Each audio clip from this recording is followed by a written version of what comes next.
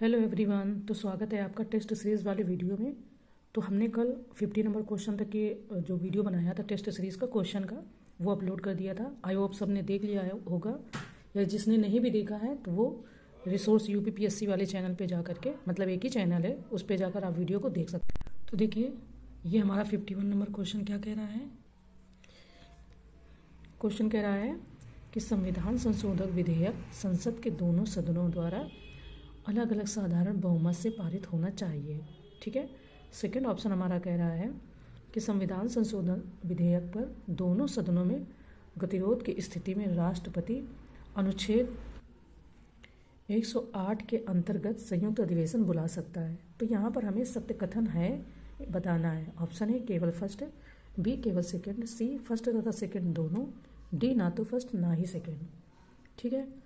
तो संविधान संशोधन विधेयक के बारे में तो पता ही है, जिनको नहीं पता मैं बता दूं कि ऑप्शन तो आपके दोनों ही गलत हैं। क्यों गलत है? देखिए, संविधान संशोधन विधेयक जो है सदन के दोनों सदनों द्वारा अलग अलग विशेष बहुमत से पारित होना चाहिए, है ना। इन्होंने यहाँ लिख दिया है साधारण बहुमत, इसलिए ये यहाँ पर पहला ऑप्शन आपका गलत हो गया। ठीक है। इसके बाद में संविधान के अनुच्छेद 108 के तहत संसद के संयुक्त अधिवेशन का उपबंध केवल साधारण विधेयक के लिए है। धन विधेयक तथा संविधान संशोधन विधेयक के संबंध में संयुक्त अधिवेशन नहीं बुलाया जाता है।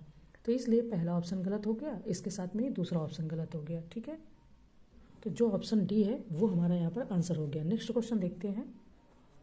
नेक्स्ट क्वेश्चन हमारा कहता है कि भारतीय संविधान के अंतर्गत निम्नलिखित में से कौन सा से मौलिक अधिकार भारत में रहने वाले नागरिकों के साथ साथ विदेशियों को भी प्राप्त हैं। ठीक है। ऑप्शन ए विधि के समक्ष समता, सेकंड धर्माचरण की स्वतंत्रता, थर्ड विचार एवं अभिव्यक्ति की स्वतंत्रता। ठीक है। तो यहाँ पर जो कूट दिया गया है, ऑप्शन ए फर्स्ट तथा थर्ड, बी सेकंड और थर्ड, सी फर्स्ट और सेकंड, या डी उपरोक्त सभी। तो हमें बताना है। देखिए, भारतीय संविधान के अंतर्गत वर्णित मौलिक अधिकारों में विधि के समक्ष समानता, धर्माचरण की स्वतंत्रता तथा जीवन एवं व्यक्तिगत स्वतंत्रता का रक्षण आदि अधिकार भारतीय नागरिकों के साथ साथ विदेशियों को भी प्राप्त हैं। ठीक है। आर्टिकल आपका 19A के तहत वर्णित विचार एवं अभिव्यक्ति की स्वतंत्रता केवल भारतीय नागरिकों को प्राप्त है। ठीक है। तो इस तरीके से सी ऑप्शन हो जाएगा फर्स्ट और सेकेंड। थर्ड आपका केवल भारतीयों वाला है, तो इसलिए ये विदेशियों को प्राप्त नहीं है।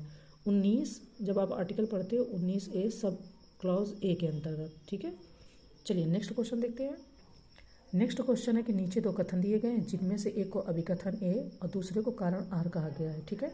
अभिकथन ए कहता है कि भारतीय संविधान व्यक्ति की स्वतंत्रता तथा सामाजिक हितों के बीच संतुलन स्थापित करने का प्रयास करता है। कारण कहता है आर कि भारतीय नागरिकों को प्रदान किए गए मूल अधिकार अबाध हैं, यानी उन पर किसी प्रकार का प्रतिबंध नहीं लगाया जा सकता है। तो नीचे यहाँ पर कोड दिए गए हैं। कोड आपका ऑप्शन ए तथा आर दोनों सही है तथा आर ए की सही व्याख्या करता है, बी ए तथा आर दोनों सही है किंतु आर ए की सही व्याख्या नहीं करता, सी ए सही है परंतु आर गलत है, और डी ए सही है, ए गलत है परंतु आर सही है। ठीक है। तो हम इसका पहले एक्सप्लेनेशन देख लेते हैं, क्योंकि ये एक दूसरे को सेटिस्फाइड नहीं कर रहे हैं। क्यों नहीं कर रहे हैं उसका कारण है, भारतीय संविधान के भाग 3 अनुच्छेद 12 से 35 में मूल अधिकारों का उल्लेख किया गया है। सबको पता है, यदि सरकार ऐसे कानूनों का निर्माण करती है जो मूल अधिकारों का हनन करते हैं तो न्यायपालिका उसे विधि शून्य घोषित कर सकती है। परंतु यह बात भी ध्यान देने योग्य है कि भारतीय नागरिकों को प्रदान किए गए मूल अधिकार आबाद नहीं है, यानी उन पर वो ऐसे नहीं कि किसी को कितने भी मिल गए, उन पर अनेक प्रकार के युक्तियुक्त प्रतिबंध लगाए जा सकते हैं, मतलब एब्सोल्यूट पावर नहीं दी गई है। तो इस तरीके से जो सी ऑप्शन है वो आपका सही हो जाएगा कि ए सही है परंतु आर गलत है। ठीक है। नेक्स्ट क्वेश्चन देखते हैं। देखिए, यदि संसद सदस्य की सीट को रिक्त घोषित किया जा सकता है यदि वह सदन से लगातार डैश डैश की अवधि के लिए अनुपस्थित रहता। ऑप्शन है 6 माह, बी 2 माह, सी 3 माह, या डी 1 वर्ष। देखिए, ये क्वेश्चन भी संविधान के अनुच्छेद 101(4) के तहत संसद तथा अनुच्छेद 190(4) के तहत राज्य विधानमंडल के किसी सदस्य की सदस्यता जो है वो समाप्त हो सकती है।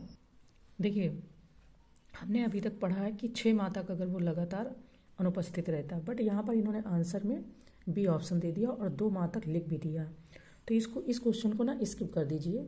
इसको मैं अपने पॉलिटी की बुक्स मैं लक्ष्मीकांत से देख के आपको सही से बताऊंगी, ठीक है, क्योंकि ऐसा ही मैंने पढ़ा है, बट फिर भी अभी तुरंत के लिए इस क्वेश्चन को नहीं वो करते, इसको स्किप कर देते, ठीक है। मेरी गलती हो या टेस्ट सीरीज़ वालों की प्रिंट करने की गलती हो, नुकसान स्टूडेंट का नहीं होना चाहिए। तो इसको हम यहाँ से स्किप करते हैं, नेक्स्ट क्वेश्चन देखते हैं, ठीक है। ऐसी मुझे फीलिंग आ रही है, ऐसा मुझे लग रहा है। अगर आपको ठीक लग रहा है, आपको लग रहा है कि नहीं जो 2 माह सही आंसर है, तो आप मुझे कमेंट कीजिएगा। बाकी मैं पहले लक्ष्मीकांत से देख के फिर मैं इसको क्लियर करूँगी, ठीक है। नेक्स्ट क्वेश्चन देखते हैं कि निम्नलिखित कथनों में कौन सा से सत्य है। ऑप्शन है सूफी सिलसिलों में नक्शबंदियों सबसे कट्टरवादी सिलसिला था। सेकंड, शेख अहमद सरहिंदी इस सिलसिले के प्रसिद्ध संत थे, ठीक है। तो यहाँ पर कोट दिया गया है। ऑप्शन ए केवल फर्स्ट, बी केवल सेकंड, सी फर्स्ट तथा सेकंड दोनों, डी ना तो फर्स्ट ना ही सेकंड। देखिए, नक्शबंदी सिलसिले की स्थापना 14वीं सदी में ख्वाजा बहाउद्दीन नक्शबंद ने की थी। तो इस तरीके से हाँ, इसके बाद में सूफियों में यह सबसे अधिक कट्टरवादी सिलसिला था और शेख अहमद सरहिंदी इसके प्रसिद्ध संत थे। तो ये इस तरीके से सी ऑप्शन जो है, यानी कि फर्स्ट और सेकंड दोनों ही ऑप्शन सही है। नेक्स्ट क्वेश्चन देखते हैं। नेक्स्ट है कि सूची फर्स्ट को सूची सेकंड से सुमेलित करें तथा नीचे दिए गए कूट की सहायता से सही उत्तर का चयन करें, ठीक है। सूची फर्स्ट है सूफी संत, सूची सेकंड है उपाधि। देखिए, ऑप्शन है शेख निजामुद्दीन औलिया, Sheikh ul Hind, B Sheikh Salim Chishti, Chirag Delhi, C Sheikh Naseeruddin Mehboob A Ilahi and D Bahauddin Zachariah Sheikh ul Islam, ठीक है। तो देखते हैं इसमें से कौन सा से सही, मतलब कौन से सही सुमेलित हैं। देखिए, ये कोट दिया गया है, तो इस कोट के तहत हमें आंसर को निकालना है। आपका जो शेख निजामुद्दीन औलिया है, ये आपके महबूब ए इलाही, इनको इसकी उपाधि या पदवी दी गई है, ठीक है। शेख सलीम चिश्ती, ये शेख उल हिंद हैं, ओके। तो इस तरीके से आपका जो ऑप्शन है वो डी यहाँ पर आ जाएगा सही, ठीक है। चिराग दिल्ली शेख नसरुद्दीन महमूद को बोला जाता है और बाहुद्दीन जकारिया शेख उल इस्लाम को। तो आगे बढ़ते हैं नेक्स्ट क्वेश्चन की ओर। आई होप कि आंसर आपको पता चल गया है। नेक्स्ट क्वेश्चन हमारा कह रहा है कि निम्नलिखित में से किस एक विदेशी यात्री ने विजयनगर साम्राज्य की यात्रा नहीं की थी। Option A Duarte Barbosa, B Domingo Paes, C Fernandes Nunes या डी रॉल्फ फिच, ठीक है। तो देखते हैं क्या आंसर होना चाहिए इसका। देखिए, तो जो इन्होंने पूछा है कि विजयनगर साम्राज्य है ना की यात्रा नहीं की थी, तो इसमें से जो दुआर्टे बारबोसा पुर्तगाली, ये आए थे कृष्णदेव राय के शासनकाल में विजयनगर की यात्रा की। डोमिंगो पायस आए थे, ये भी पुर्तगाली हैं और ये कृष्णदेव राय के शासनकाल में विजयनगर की इन्होंने मतलब कि यात्रा की। फर्नांडिस नूनिस हैं, पुर्तगाली घोड़ों के व्यापारी थे, जिन्होंने अच्युतदेव राय के शासनकाल में विजयनगर की यात्रा की। आपके रॉल्फ फिच हैं अंग्रेज व्यापारी, ये मुगल शासक अकबर के समय भारत की यात्रा किए थे।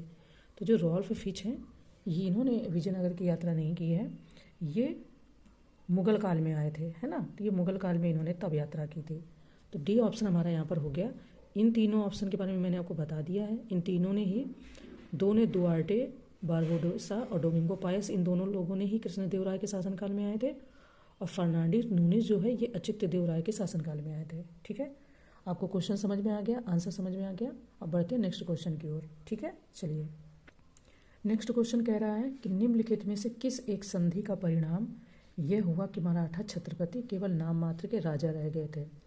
ऑप्शन ए संगोला की संधि 70-50 ईस्वी में, बी पुरंदर की संधि 60-65 ईस्वी में, सी सालवाई की संधि 70-82 ईस्वी में, या डी बसीन की संधि 1802 ईस्वी में, 1802 ईस्वी में, ठीक है। तो ये हमें बताना है कि जो मराठा छत्रपति थे वो केवल नाम मात्र के मराठा रह गए थे, है ना। देखिए, 70-50 ईस्वी में रघुजी भोसले की मध्यस्थता के कारण राजा राम राव तथा पेशवा के बीच संगोला की संधि हुई थी, और इस संधि के द्वारा मराठा छत्रपति केवल नाम मात्र के राजा रह गए थे और महलों के महापौर बन गए। मराठा संगठन का वास्तविक नेता पेशवा बन गया। तो इस तरीके से जो संगोला की संधि है वो आपके ऑप्शन ए यहाँ पर सही होता है, ठीक है। आगे बढ़ते हैं हम नेक्स्ट क्वेश्चन की ओर। नेक्स्ट क्वेश्चन है कि निम्नलिखित में से कौन सी एक घटना चतुर्थ आंग्ल मैसूर युद्ध से संबंधित नहीं है। ऑप्शन है टीपू द्वारा नेपोलियन से पत्र व्यवहार, बी वेलेजली को मार्कविस की उपाधि, सी टीपू की मृत्यु, या डी अंग्रेजों द्वारा मैसूर को अपने प्रत्यक्ष नियंत्रण में लेना। ठीक है, देखिए चतुर्थ आंग्ल मैसूर युद्ध जो हुआ था वो आपका 1799 ईस्वी में शुरू हुआ था। इस दौरान अंग्रेज गवर्नर जनरल लॉर्ड वेलेजली था। इस युद्ध के समय टीपू ने अंग्रेजों से मुकाबले के लिए नेपोलियन से भी पत्र व्यवहार किया। इस युद्ध में टीपू वीरगति को प्राप्त हुआ था और इस युद्ध के बाद अंग्रेजों ने मैसूर राज्य को अपने प्रत्यक्ष नियंत्रण में न लेते हुए मैसूर की गद्दी पर ओडियार वंश के एक बाल कृष्ण राय को बिठा दिया तथा कनारा, कोयम्बटूर और श्रीरंगपट्टनम को अपने राज्य में मिला लिया। अच्छा, जो यहाँ पे आंसर दिया है ना कि नेपोलियन से भी टीपू सुल्तान ने पत्र व्यवहार किया, इसका क्या मतलब है, कोई कमेंट करके बताना। ठीक है, तो इसके बाद में मैं थोड़ा सा आगे वाले वीडियो में मैं कुछ बताऊंगी आपको। तो आंसर जो हो जाएगा वो हो जाएगा अंग्रेजों द्वारा मैसूर को अपने प्रत्यक्ष नियंत्रण में लेना। ये आपका चतुर्थ आंग्ल मैसूर युद्ध से नहीं है, क्योंकि प्रत्यक्ष नहीं लिया था, इसको अप्रत्यक्ष लिया था। वहाँ पर अपना प्रतिनिधि के रूप में ओडियार वंश के शासक को बिठा दिया था। ठीक है, डी ऑप्शन हो जाएगा आंसर। नेक्स्ट क्वेश्चन देखते हैं। नेक्स्ट क्वेश्चन है कि वांडीवास का युद्ध किस किस के मध्य हुआ था। ऑप्शन है अंग्रेजों एवं पुर्तगालियों के मध्य, बी अंग्रेजों तथा फ्रांसीसियों के मध्य, सी फ्रांसीसियों तथा पुर्तगालियों के मध्य, या डी पुर्तगालियों तथा डचों के मध्य। देखिए इसका आंसर तो लगभग ज़्यादातर लोगों को पता ही होगा, जिन्होंने अभी तैयारी शुरू की है उन्हें नहीं मालूम होगा, ये मतलब मालूम होगा बट याद नहीं होगा। वांडीवास का जब युद्ध होता है 1760 ईस्वी में, यह अंग्रेजों तथा फ्रांसीसियों के मध्य हुआ था। अंग्रेजी सेना को आयरकूट तथा फ्रांसीसी सेना को लाली ने नेतृत्व प्रदान किया था। ठीक है, काउंट डी लाली बोलते हैं इस तरीके से। और इस युद्ध में फ्रांसीसी पराजित हुए थे, आराम से सबको पता है। तो बी ऑप्शन यहाँ पर आपका आंसर हो जाता है। नेक्स्ट क्वेश्चन देखते हैं। नेक्स्ट क्वेश्चन है सूची फर्स्ट को सूची सेकंड से सुमेलित करना है तथा नीचे दिए गए कोड की सहायता से सही उत्तर का चयन करना है। ये हमारी सूची फर्स्ट योजना है और ये सूची सेकंड में उसकी शुरुआत है। ठीक है, देखिए ये योजनाओं के वो क्वेश्चन आयोग बनाता रहता है और आते रहते हैं। आप 2020 या 21 में देखिएगा सेम ऐसे क्वेश्चन आया हुआ है। ठीक है, अगर PYQ आपने सॉल्व किए होंगे तो। ऑप्शन है प्रधानमंत्री जनधन योजना 9 मई 2015, बी मुद्रा बैंक योजना 8 अप्रैल 2015, सी PM सुरक्षा बीमा योजना 28 अगस्त 2014 और D digital gender Atlas for advancing girls education in India 9 मार्च 2015। अब अगर यहाँ पर कुछ नहीं समझ में आ रहा तो इतना तो समझ में आ रहा कि जब पहली सरकार BJP की बनी थी, पहला कार्यकाल जो शुरू हुआ था मोदी जी का, उसमें प्रधानमंत्री जनधन योजना या जनधन खातों के बारे में आपने खूब सुना था। ये आ जाएगा आपका A3। ठीक है, नेक्स्ट है आपका मुद्रा बैंक योजना, ये 8 अप्रैल 2015 की थी। ठीक है, मतलब उसमें स्टार्ट हुई थी। और PM सुरक्षा बीमा योजना जो है वो आपकी 9 मई 2015 की। ये जो लास्ट की 3 है ये सभी 2015 की हैं, बट ये डेट जो है जैसे इसका 9 मार्च है, इसका 8 अप्रैल है और इसका 9 मई है। ठीक है, इस तरीके से। तो इस तरीके से जो कोड दिया गया है वो हमारा डी ऑप्शन सही है। ठीक है, चलिए बढ़ते हैं नेक्स्ट क्वेश्चन की ओर। नेक्स्ट क्वेश्चन हमारा है कि क्रय शक्ति समता विधि के संदर्भ में निम्नलिखित कथनों पर विचार करें। ऑप्शन फर्स्ट, इस विधि का प्रतिपादन GR कैसल द्वारा किया गया। सेकंड, इस विधि का सबसे पहले प्रयोग 1993 में अंतर्राष्ट्रीय मुद्रा कोष द्वारा किया गया था। ठीक है, तो सत्य कथन है ऑप्शन ए केवल फर्स्ट, बी केवल सेकंड, सी फर्स्ट तथा सेकंड दोनों, डी ना तो फर्स्ट और ना ही सेकंड। आंसर इसका देख लेते क्या कह रहा है।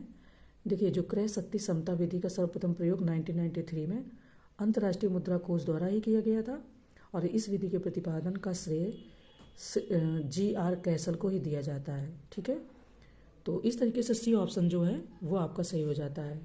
नेक्स्ट क्वेश्चन देख लेते हैं। नेक्स्ट क्वेश्चन हमारा है कि राष्ट्रीय मानसिक स्वास्थ्य और स्नायु विज्ञान संस्थान निम्हांस अवस्थित है। ऑप्शन है हैदराबाद में, बी बंगलुरु में, सी नई दिल्ली में, या डी चेन्नई में। देखिए जो राष्ट्रीय मानसिक स्वास्थ्य और स्नायु विज्ञान संस्थान निम्हांस है वो आपका बेंगलुरु कर्नाटक में अवस्थित है। ठीक है, केंद्रीय बजट 2022-23 में घोषित 23 उत्कृष्ट टेलीमेंटल हेल्थ सेंटर के नेटवर्क में निम्हांस एक नोडल सेंटर के रूप में कार्य करेगा।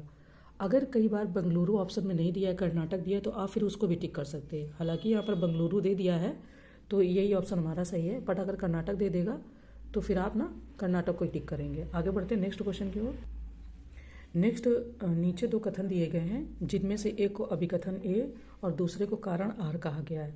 अभिकथन ए कहता है कि इंटरनेशनल डेवलपमेंट एसोसिएशन IDA को विश्व बैंक की रियायती खिड़की सॉफ्ट लोन विंडो कहते हैं। ठीक है। कारण कहता है कि इसकी ब्याज दर तथा अवधि बहुत कम होती है। तो नीचे दिए गए कूट की सहायता से हमें सही उत्तर का चयन करना है। उत्तर और यह कूट आपको पता ही है। तो देखिए, आपका जो अभिकथन ए है वो सही है, बट कारण आर गलत है। क्यों गलत है? क्योंकि इंटरनेशनल डेवलपमेंट एसोसिएशन IDA को विश्व बैंक की रियायती खिड़की यानी कि सॉफ्ट लोन विंडो कहते हैं। इसकी स्थापना सितंबर 1960 में हुई थी और 1961 में यह यूएनओ का अंग बना। कारण आर असत्य इसलिए है क्योंकि इसकी ब्याज दर तो निम्न होती है परंतु अवधि बहुत अधिक होती है। IDA द्वारा दिए गए लोन 40 वर्ष की अवधि के लिए होते हैं, जिसमें से 10 से 12 वर्ष का ग्रेस पीरियड होता है। ठीक है। तो इसलिए आपका ऑप्शन जो है वो सी सही हो जाएगा, यानी कि कारण जो आर है वो गलत है, वो उसको सेटिस्फाइड नहीं करता है। आगे बढ़ते हैं। नेक्स्ट है, निम्नलिखित युग्मों में कौन सा एक सही सुमेलित नहीं है? ये संस्था है और ये इसके स्थापना वर्ष है। बिम्स्टेक 1997, G15 1989, इप्सा 2000 और ब्रिक्स 2009। अब इसमें से कौन सा सही सुमेलित नहीं है? तो देखिए, इप्सा जो है उसका स्थापना वर्ष 2000 नहीं है, 2003 है। ठीक है। तो यही आपका सही सुमेलित नहीं है। इप्सा की स्थापना 2003 में की गई थी। यह भारत, ब्राज़ील, दक्षिण अफ्रीका का एक त्रिपक्षीय संगठन है, तो इसलिए यही सही सुमेलित नहीं है। आगे बढ़ते हैं नेक्स्ट क्वेश्चन की ओर। नेक्स्ट है कि निम्नलिखित में से किसमें तरलता का अंश डिग्री ऑफ लिक्विडिटी सबसे अधिक है? ऑप्शन है सोना, बी 100 रुपये का नोट, सी कृषि भूमि, या डी आवासीय प्लाट। देखिए, यहाँ पर तरलता का मतलब क्या है? ठीक है। जो चीज़ से हम बहुत जल्दी, कोई चीज़ अगर हमें परचेज करनी है, हमें बेचना है, जैसे हम गोल्ड बेचने जाते हैं, उसमें काफ़ी प्रॉब्लम होती है। कई बार गोल्ड का दाम सही नहीं मिलता है, कई बार लेने वाला तैयार नहीं होता, हमें उतनी पैसे नहीं दे सकता। तो ये मूवेबल नहीं है। कई बार बोलते हैं चल अचल संपत्ति, उसमें मूवेबल नहीं है, यानी कि लिक्विडेट नहीं है। कृषि भूमि हो गई, भूमि को भी बेचना और लेना काफ़ी टफ होता है। प्लाट आपका भूमि का एक मतलब कि कह सकते हैं मॉडर्न रूप हो गया है ना, आवासीय प्लाट। अगर सबसे मूवेबल कोई चीज़ है ना, तो वो है आपका पैसा। हाथ में पैसा है तो ज़्यादातर, अगर 100 रुपये का नोट है तो ज़्यादातर लोग उसको चेंज करके आपको चीज़ें दे देंगे, या आपने 50 रुपीज़ की कोई चीज़ ली तो 50 वापस कर देंगे। वही चीज़ अगर आप सोना लेके जाओ, पहली बात तो सोना आपको एक फिक्स व्यक्ति के पास जाना पड़ेगा जो इसको खरीदता बेचता होगा। पैसे तो हर दुकानदार लेता है और सामान देता है। इस तरीके से अगर आप इसको समझेंगे तो ये है कि मतलब ये परिवर्तित हो जाता है ना। ये चीज़ें क्या है, इनको परिवर्तित करने में टाइम लगता है, तो इसलिए इसमें तरलता का अंश सबसे ज़्यादा है। सबसे अधिक पूछा ना, सबसे ज़्यादा है पैसों में। ये एक नॉर्मल टर्म है। चलिए आगे बढ़ते हैं। नेक्स्ट क्वेश्चन पूछ रहे हैं कि गिग इकोनॉमी के संबंध में असत्य कथन है। ऑप्शन है स्थायी रोजगार कम, बी अल्प समय के लिए काम, सी एक व्यक्ति विभिन्न संस्थाओं के लिए एक साथ कार्य कर सकता है, डी अकुशल श्रमिकों के लिए अत्यधिक उपयोगी। तो इसमें कौन सा असत्य है वो हमें बताना है। ठीक है। जो इन्होंने डी कहा है ना कि अकुशल श्रमिकों के लिए अत्यधिक उपयोगी, सबसे बड़ा झूठ या सबसे बड़ा गलत तो यही ऑप्शन है। क्यों? क्योंकि यह व्यवस्था कौशल युक्त व्यक्तियों के लिए अधिक उपयोगी है। इसके अंतर्गत व्यक्ति एक साथ कई संस्थाओं के लिए कार्य कर सकता है। इसमें कार्यालय जाने की भी आवश्यकता नहीं होती है। यह अल्पकालीन रोजगार होता है। गिग इकोनॉमी आप मोटा मोटा वो समझो जैसे स्विगी के जो डिलीवरी बॉय आते हैं, ठीक है, उन्हें कोई बीमा पेंशन नहीं मिलती है। और वो अगर इस कंपनी का, जैसे कि वो डोमिनोज का पिज्जा जा रहे हैं सप्लाई करने या देने, तो इसके साथ में कोई और चीज़ भी उसी के आसपास ले जा सकते हैं। तो ये है कि एक साथ कई उसमें काम कर सकते हैं, बट इसमें काफ़ी प्रॉब्लम रहती है। इनको गिग इकोनॉमी के अंतर्गत रखा गया है इन लोगों को। ठीक है।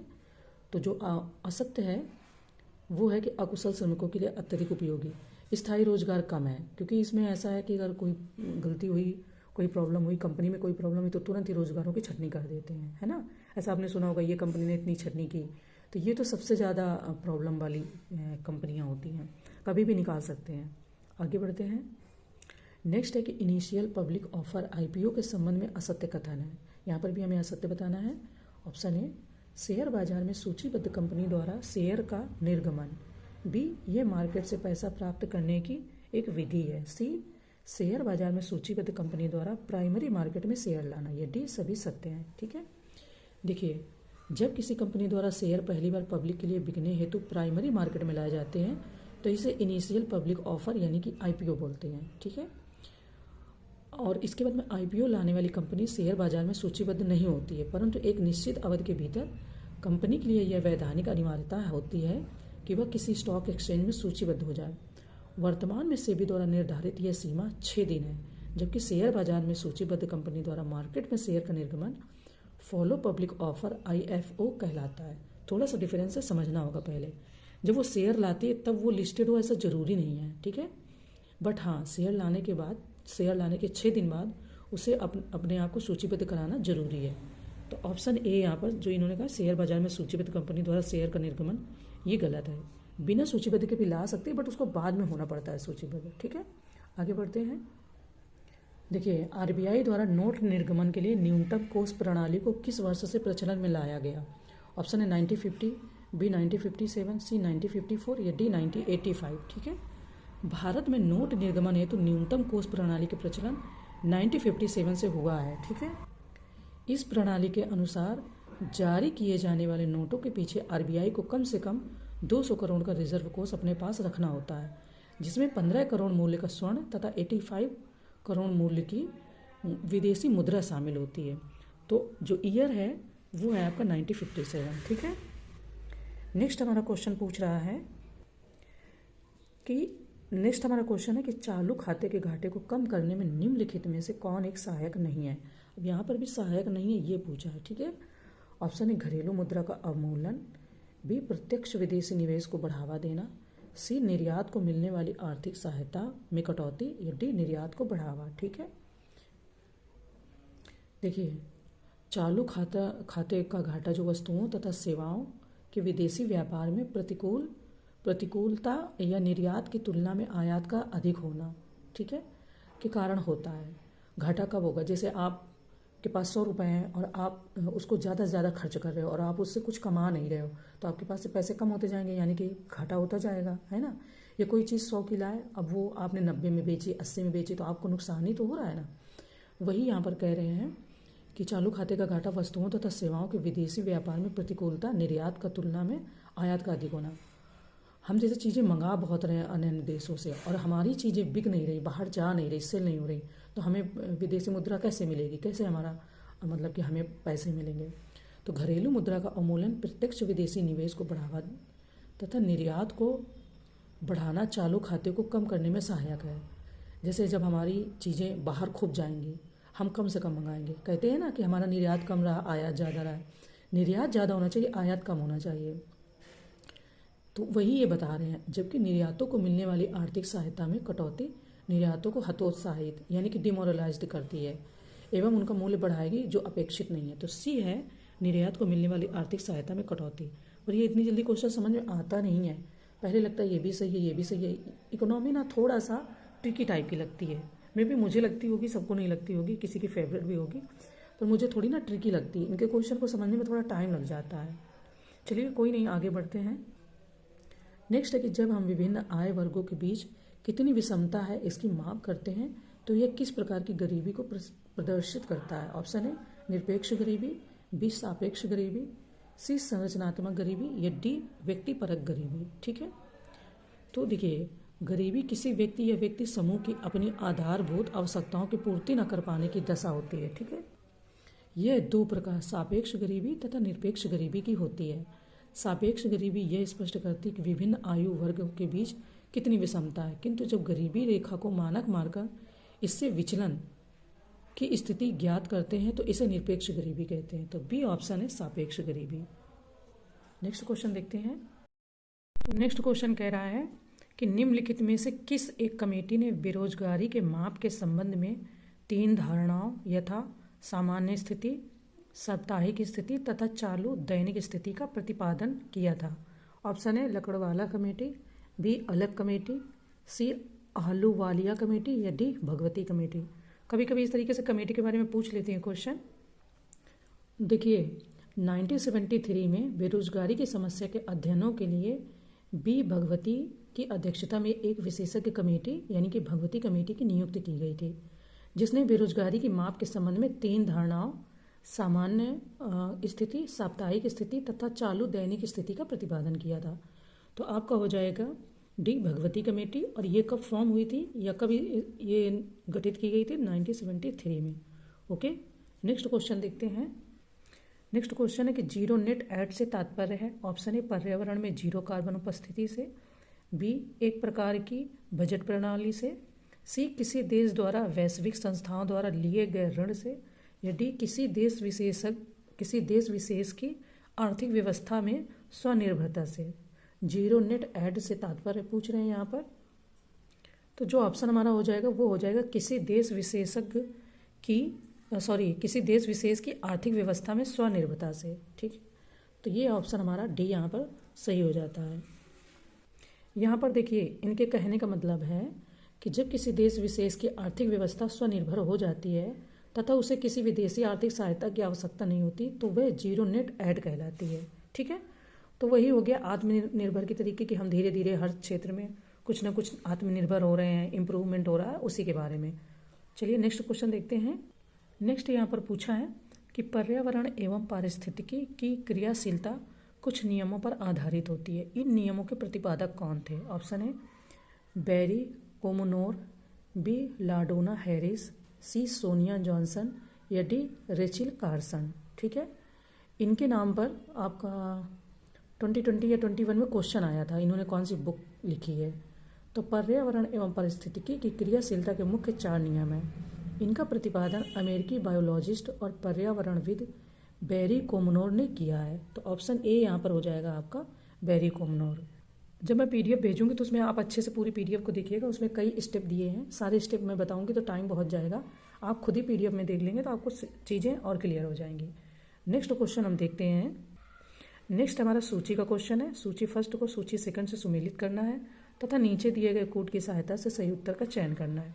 ये सूची फर्स्ट है संस्थान है और ये सूची सेकंड है इनकी अवस्थिति है। ठीक है, ऑप्शन है CIRG Bhadohi, B IICT Mathura, C NSI Kanpur, या डी NIB नोएडा। ये यूपी स्पेशल का खास करके हो जाएगा क्वेश्चन। और आपको पता है कि इसमें करंट के लगभग 20 क्वेश्चन आराम से इंक्लूड रहते हैं और बहुत इंपॉर्टेंट रहते हैं। ठीक है, हम पहले इसकी कोड की सहायता से बात कर लेते हैं आंसर की कि इसका आंसर क्या होगा। देखिए, जो आपका CIRG केंद्रीय बकरी अनुसंधान संस्थान, ये आपका मथुरा में है। ठीक है, यानी कि A2।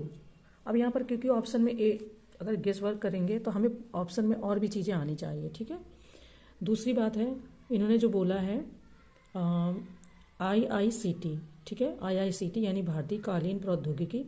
वैसे भी कालीन वगैरह भदोही मिर्ज़ापुर साइड में बनती हैं, तो जो ये हो जाएगा आपका 2-1 हो जाएगा A2। ठीक है, A2B1। तो ऑप्शन ए यहाँ पर सही हो जाएगा। लेकिन देख लेते हैं NSI ये आपका सही है, यानी राष्ट्रीय शर्करा संस्थान, ये आपका कानपुर में ही है। और NIB national institute for biology ये आपका नोएडा में ही है। ठीक है, तो इस तरीके से ए ऑप्शन हमारा सही हो गया। ऐसे खूब यूपी स्पेशल में क्वेश्चन आते हैं तो जरूर अच्छे से ध्यान रखिए। नेक्स्ट क्वेश्चन देखते हैं हम। देखिए, नेक्स्ट कह रहे हैं कि डिफेंस एक्सपो का आयोजन किया जाता है। ऑप्शन है प्रति 2 वर्ष पर, बी प्रति 4 वर्ष पर, सी प्रति 5 वर्ष पर, या डी प्रति 3 वर्ष पर। ठीक है, तो जो डिफेंस एक्सपो का आयोजन किया जाता है ये रक्षा मंत्रालय का एक द्विवार्षिक कार्यक्रम है। वर्ष 2022 में इसके 11वें संस्करण का आयोजन लखनऊ में किया गया था। तो प्रत्येक 2 वर्ष में किया जाता है, इसलिए ऑप्शन ये सही हो जाएगा। ठीक है, नेक्स्ट हमारा क्वेश्चन कह रहा है कि निम्नलिखित में से कौन सही सुमेलित नहीं है। ये झील है और ये इनकी अवस्थिति है। ऑप्शन है गौर झील रामपुर, बी बरुआ सागर झांसी, सी बेला सागर मिर्जापुर, या डी औंधी ताल वाराणसी। अब इसमें से कोई एक सही सुमेलित नहीं है। ठीक है, तो जो बेला सागर इन्होंने दिया है ना, बेला सागर झील, ठीक है, वो मिर्जापुर में नहीं बल्कि महोबा में है। सी ऑप्शन जो इन्होंने दिया है ये आपका महोबा में है। देखिए कितनी अच्छी बात है ना कुछ इन्होंने यूपी स्पेशल के भी क्वेश्चन इसमें इंक्लूड कर रखे हैं। आगे देखते हैं नेक्स्ट क्वेश्चन को। नेक्स्ट हमारा क्वेश्चन है कि उत्तर प्रदेश में संयुक्त वन प्रबंधन प्रारंभ हुआ था। ऑप्शन ए 1992 में, बी वर्ष 1991 में, सी वर्ष 1990 में, या डी वर्ष 1994 में। ठीक है, देखिए जो उत्तर प्रदेश में संयुक्त वन प्रबंधन वर्ष 1992 में प्रारंभ हुआ था, तो इसलिए ऑप्शन ए सही हो जाएगा। और उत्तर प्रदेश में वनों को वर्ष 1935 में राजकीय संपत्ति घोषित किया गया था। ठीक है, चलिए नेक्स्ट क्वेश्चन देखते हैं। नेक्स्ट क्वेश्चन है कि उत्तर प्रदेश सरकार द्वारा चलाई जा रही एक जिला एक उत्पाद योजना का प्रमुख उद्देश्य है। ऑप्शन ए परंपरागत उद्योगों का विकास, बी स्थानीय कौशल का विकास, सी वस्तुओं का अधिक मात्रा में निर्यात, या डी उपरोक्त सभी। ठीक है, तो देखिए उत्तर प्रदेश सरकार द्वारा जो चलाई जा रही है वन जिला एक उत्पाद योजना का प्रमुख उद्देश्य परंपरागत उद्योगों का विकास, स्थानीय कौशल का विकास, वस्तुओं का अधिक मात्रा में निर्यात करना। तो इस तरीके से आपका जो डी ऑप्शन है वो यहाँ पर परफेक्ट बैठता है। दूसरी बात, 24 जनवरी 2018 को एक जिला एक उत्पाद योजना शुरू की गई थी। ठीक है, तो आपको दोनों चीज़ें पता चल गई। नेक्स्ट क्वेश्चन देखते हैं। नेक्स्ट क्वेश्चन हमारा कह रहा है जनगणना से है कि निम्नलिखित राज्यों में से कौन एक 2011 की जनगणना के अनुसार कुल साक्षरता दर और नगरीकरण के स्तर की दृष्टि से भारत में दूसरे स्थान पर है। ऑप्शन है Goa, B Tamil Nadu, C Kerala and D Mizoram. इन्होंने कहा कि नगरीकरण और साक्षरता दर, यानी साक्षरता दर भी वहाँ ज़्यादा होनी चाहिए और नगरीकरण भी वहाँ ज़्यादा होगा। देखिए ये काफ़ी चौंकाने वाले और इम्पॉर्टेंट फैक्ट है। ठीक है, अब अगर ये फाइनल एग्जाम में क्वेश्चन है तो आप गेस तो यही करोगे कि सबसे ज़्यादा साक्षरता जो है वो केरल में है। ठीक है, सर्वाधिक साक्षरता के मामले में केरल राज्य 94% पर है। उसके बाद सेकंड नंबर पर है आपका 91.3% पर मिजोरम। इसके बाद में आपका आता है सर्वाधिक नगरीकरण, अगर देखा जाए तो वो गोवा में है 62.2%, यानी कि समथिंग 63 के आसपास अराउंड, या 62 ही मान लो। इसके बाद में मिजोरम आता है, मिजोरम में 52.1%। ठीक है, तो अब उन्होंने साक्षरता सर्वाधिक और नगरीकरण दोनों को एक साथ पूछा है, तो इस तरीके से जो आपका आंसर हो जाएगा वो हो जाएगा मिजोरम। ठीक है, वैसे केवल सिंगल पूछना होता कि नगरीकरण कहाँ ज़्यादा है और साक्षरता में केरल और नगरीकरण में गोवा आता है, पर दोनों को मिलाकर पूछा तो मिजोरम आपका हो जाएगा। ठीक है, नेक्स्ट क्वेश्चन पे बढ़ते हैं। नेक्स्ट क्वेश्चन कह रहा है कि निम्नलिखित में से कौन सा एक युग में सही सुमेलित नहीं है। ये प्रमुख अंतर्राष्ट्रीय संगठन है और ये उनके मुख्यालय है। ऑप्शन है विश्व व्यापार संगठन जिनेवा, बी यूरोपीय आर्थिक समुदाय ब्रुसेल्स, सी विश्व बैंक न्यूयॉर्क, और डी आसियान जकार्ता। अब इसमें से कोई एक सही सुमेलित नहीं है, वो हमें बताना है। देखिए सबको पता है कि जो विश्व बैंक है, यहाँ पर दिया ना विश्व बैंक, ये न्यूयॉर्क दिया है, तो विश्व बैंक का जो मुख्यालय वो वाशिंगटन डीसी में है, ना कि न्यूयॉर्क में, है ना। तो यही ऑप्शन आपका सही सुमेलित नहीं है। अच्छा, विश्व बैंक की जो स्थापना है वो जुलाई 1945 में हुई थी। ठीक है, आगे नेक्स्ट क्वेश्चन देखते हैं। नेक्स्ट क्वेश्चन है कि शून्य बजट प्रणाली का सर्वप्रथम प्रयोग किया गया था। ऑप्शन ए फ्रांस द्वारा, बी यूएसए द्वारा, सी भारत द्वारा, या डी ब्रिटेन द्वारा। शून्य बजट प्रणाली की बात हो रही है, तो शून्य बजट प्रणाली का सर्वप्रथम प्रयोग यूएसए ने किया था। इस प्रकार की बजट प्रणाली में गत वर्ष के व्यय का कोई उल्लेख नहीं होता है। ठीक है, तो ये उन्होंने बताया है। भारत ने शून्य आधारित बजट प्रणाली केवल एक बार वर्ष 1985 में प्रचलन में लाई गई थी। बी ऑप्शन हो जाएगा यूएसए द्वारा। ओके, नेक्स्ट है कि निम्नलिखित कथनों पर विचार करें। ऑप्शन ए इन्वेस्ट यूपी के अंतर्गत गवर्निंग बोर्ड का अध्यक्ष वित्त मंत्री होता है। सेकंड, इन्वेस्ट यूपी एक निवेश प्रोत्साहन एवं सुविधा एजेंसी है जिसकी स्थापना उद्योग बंधु के स्थान पर की गई है। ठीक है, तो ये आपके जो कथन दिए गए हैं, ये पूछ रहे हैं कि इनमें से सत्य कथन है। ऑप्शन ए केवल फर्स्ट, बी केवल सेकंड, सी सी फर्स्ट तथा सेकंड दोनों, डी ना तो फर्स्ट और ना ही सेकंड। ये यहाँ पर पूछ रहे हैं। ठीक है, तो देखिए आपका फर्स्ट कथन असत्य है, क्योंकि इन्वेस्ट यूपी के अंतर्गत गवर्निंग बोर्ड का अध्यक्ष मुख्यमंत्री होता है। यहाँ पर इन्होंने दे दिया है कि वित्त मंत्री, कंफ्यूज करने के लिए। ठीक है, क्योंकि इन्वेस्टमेंट से बात हो रही थी, यानी कि वित्त मंत्री होगा, ऐसा वो कंफ्यूज करने के लिए पहले ही बताते हैं। ठीक है, तो ऑप्शन फर्स्ट तो आपका यहाँ पर गलत हो गया। दूसरा कथन सत्य है, क्योंकि जो इन्वेस्ट यूपी एक निवेश प्रोत्साहन एवं सुविधा एजेंसी है और जिसकी स्थापना उद्योग बंधु के स्थान पर की गई है। उद्योग बंधु योजना की शुरुआत 1 जनवरी 1999 को हुई थी। तो इस तरीके से बी ऑप्शन जो है केवल सेकंड वो हमारा सही है। आगे बढ़ते हैं। नेक्स्ट है कि उत्तर प्रदेश स्टार्टअप फंड का शुभारंभ किया गया। ऑप्शन ए वर्ष 2017 में, बी वर्ष 2018 में, सी वर्ष 2019 में, या डी वर्ष 2020 में यानी 2020 में। ठीक है, तो हम बात करते हैं कि उत्तर प्रदेश स्टार्टअप फंड का शुभारंभ, क्योंकि उत्तर प्रदेश में प्रोत्साहन नीतियाँ बहुत चलाई जा रही हैं निवेश आकर्षित करने के लिए, है ना। तो ये कह रहे हैं कि 20 मई 2020 को उत्तर प्रदेश सरकार ने सूचना प्रौद्योगिकी एवं स्टार्टअप नीति 2017 के अंतर्गत उत्तर प्रदेश स्टार्टअप फंड का शुभारंभ किया था। ठीक है, और उत्तर प्रदेश स्टार्टअप फंड स्थापित करने वाला देश का पहला राज्य है, क्योंकि ये पहला इसलिए इम्पोर्टेंट हो जाता है। और 20 मई 2020 को ये मतलब इन्होंने स्टार्टअप नीति 2017 के अंतर्गत स्टार्टअप फंड का शुभारंभ किया। तो डी ऑप्शन जो है आपका वो यहाँ पर सही हो जाएगा। नेक्स्ट क्वेश्चन देखते हैं।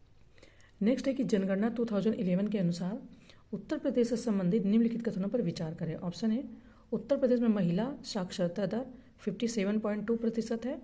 सेकंड, उत्तर प्रदेश के कार्यबल में महिलाओं की सहभागिता दर 16.75%, लगभग 17% है। तो यहाँ पर उन्होंने कहा है कि असत्य कथन है। ऑप्शन ए केवल फर्स्ट, बी केवल सेकंड, सी फर्स्ट तथा सेकंड दोनों, डी ना तो फर्स्ट और ना ही सेकंड। यहाँ पर असत्य बताना है। ठीक है, देखिए जो 2011 जनगणना की बात हो रही है तो उसके अकॉर्डिंग दोनों ही कथन सत्य हैं। ठीक है, तो डी हो जाएगा ना तो फर्स्ट और ना ही सेकंड। वैसे भी उत्तर प्रदेश में जो महिला साक्षरता दर है वो आपकी 57% है। अब अगर हमको कोई कमेंट करके बता सकता है क्या कि ये तो चैनल है, आप इसको सब्सक्राइब करोगे तो आपको सारी वीडियोस वगैरह मिल जाएंगे। कोई ये बता सकता है कि उत्तर प्रदेश की जो ऐसे ही मतलब उसमें महिला या पुरुष का नहीं है, उत्तर प्रदेश की साक्षरता दर कितनी है? ये यूपी स्पेशल में या वैसे भी यूपी के बारे में जनगणना के अनुसार आता है क्वेश्चन। ठीक है, तो कोई भी अगर जो वीडियो देख रहा है अगर उसे पता तो प्लीज़ कमेंट करके ज़रूर बताना कि उत्तर प्रदेश की साक्षरता दर कितनी है, उसमें महिला या पुरुष का नहीं है, जो नॉर्मल होती है। ठीक है, आगे बढ़ते हैं। नेक्स्ट हमारा क्वेश्चन है कि उत्तर प्रदेश के किस जिले को पूर्व में मोहम्मदगढ़, सोबितगढ़ तथा कोल क्षेत्र के नाम से भी जाना जाता था? Option A Hapur, B Mathura, C Aligarh, या डी बागपत। पूर्व की बात हो रही है, मथुरा आपका पश्चिम में पड़ता है, अलीगढ़ भी आपका इसी साइड में आता है। तो देखते हैं कि क्या आंसर होना चाहिए, या पूर्व में बोला जाता था ये है। तो सी आपका जो ये कह रहे हैं क्वेश्चन में कि मोहम्मदगढ़, सोबितगढ़ तथा कोल इन नाम से क्षेत्रों को जाना जाता था। तो अलीगढ़ को पूर्व में कोल क्षेत्र के नाम से जाना जाता था, मतलब 1524 से 25 ईस्वी में इब्राहिम लोदी ने इसका नाम मोहम्मदगढ़ रखा। मुगल गवर्नर सोबित खान ने बाद में इसका नाम सोबितगढ़ रखा। उन्होंने जब सोबितगढ़ रखा मुगल गवर्नर ने, तब ये 1803 ईस्वी के आसपास की बात हो रही है। ठीक है, तो इस तरीके से अलीगढ़ का नाम मोहम्मदगढ़ पहले था, फिर सोबितगढ़ था। बाद में जब 1803 ईस्वी में ईस्ट इंडिया कंपनी ने इसको अपने अधिकार में कर लिया तो ये फिर आपका अलीगढ़ मतलब कि हो गया। अलीगढ़ को भी पहले कोल भी बोलते थे। तो तीनों नाम अलीगढ़ के ही हैं। सी ऑप्शन आपका हो जाएगा यहाँ पर सही आंसर। नेक्स्ट क्वेश्चन है कि नरहरि दास निम्न में से किसके गुरु थे? Option A Surdas, B Raidas, C Tulsidas, या डी बाणभट्ट। ठीक है, नरहरि दास तुलसीदास के गुरु थे। और तुलसीदास का जन्म आपको पता ही कि उत्तर प्रदेश के चित्रकूट जिले के राजापुर ग्राम में हुआ था। और इनके बचपन का नाम राम बोला था। रामचरितमानस इनकी प्रमुख रचना है। तो ये बात हो गई तुलसीदास के बारे में। नरहरि दास इनके गुरु थे। ठीक है, किसके? तुलसीदास के। ओके, चलिए नेक्स्ट क्वेश्चन देखते हैं। नेक्स्ट क्वेश्चन है कि फंडिंग टू दी अनफंडेड निम्नलिखित में से किस एक योजना का लक्ष्य है? ऑप्शन ए स्टैंड अप योजना, बी स्टार्टअप योजना, सी प्रधानमंत्री मुद्रा योजना, या डी प्रधानमंत्री जनधन योजना। फंडिंग टू द अनफंडेड, ठीक है, थोड़ा सा टर्म है। देखिए, प्रधानमंत्री मुद्रा योजना की शुरुआत 8 अप्रैल 2015 को हुई थी। इसमें सूक्ष्म संस्थाओं को शिशु, किशोर तथा तरुण श्रेणी में बांटकर ऋण प्रदान किया जाता है। इसका लक्ष्य है धनहीन को धन प्रदान करना। तो इस तरीके से जो सी ऑप्शन है आपका ये हो जाएगा फंडिंग टू द अनफंडेड यानी कि ये प्रधानमंत्री मुद्रा योजना से संबंधित है। आगे चलते हैं, नेक्स्ट क्वेश्चन देखते हैं।